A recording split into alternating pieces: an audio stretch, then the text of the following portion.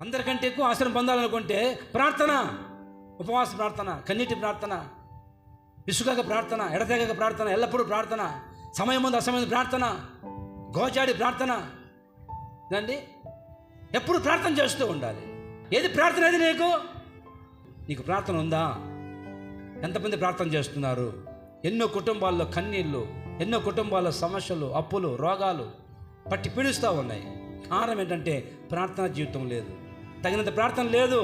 ఇందుకు ఈరోజైనా నా మాట వినండి, ప్రార్థనలో మోకరించండి. ప్రార్థన అంటే ఏమో కాదు అమ్మా. ప్రార్థన అంటే ఎలా ప్రార్థన చేయాలో, ఎంతసేపు చేయాలో ఏమొద్దు. రోజుకు ఒక 3 గంటలు స్తోత్రం చెప్పండి చాలు. స్తోత్రం స్తోత్రం ఈ ఒక్క మాట చెప్పు చాలు. ఒక 3 గంటలు చెప్పు చాలు. నీ కుటుంబ పరిస్థితిని నా ప్రభు మార్చును గాక. ఆమేన్.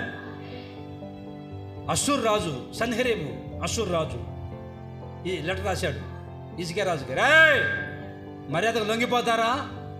యుద్ధం చేయమంటారా? ఏదో మరి చెప్పండి. లెటర్ రాసి పంపిస్తే ఇద్దరండి. ఆ రాజు వెంటనే లెటర్ తీసుకొని స్టేషన్లో మీకు కేసు పెట్టలా. అయ్యా చూడు, మా మీద లెటర్ రాశాడు, మమ్మల్ని తిట్టాడు, ఏమనకుండా కేసు పెట్టకుండా లెటర్ తీసుకొని ఆ రాజు సన్హెరీబు రాసిన లెటర్ తీసుకొని వెళ్తా ఉంటే ప్రజలందరూ చూస్తున్నారు. ఎక్కడికి వెళ్తున్నాయినా ఈ రాజు, ఎక్కడికి వెళ్తున్నాడు? నేరుగా మందిరంలోకి వచ్చాడు, ఆ పులిఫెట్ దగ్గరికి వచ్చాడు. అది విప్పి పరిచాడు.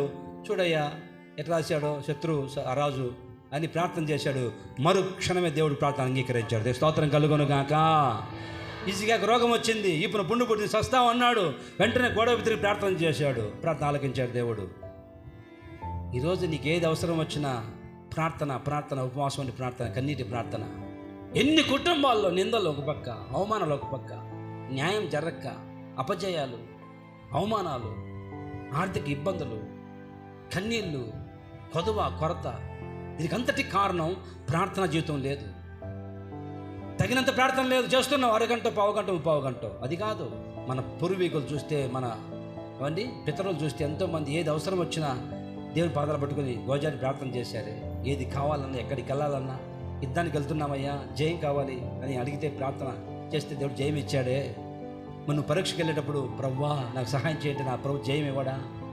నీ కుటుంబంలో కలవరం, మారని భర్త, మారని పిల్లలు, మాట వినని పిల్లలు, ఇన్ని సమస్యలతో అల్లాడిపోతున్నావు, మరి ప్రార్థన చేస్తున్నావు దేవుని పాదాలు పట్టుకొని.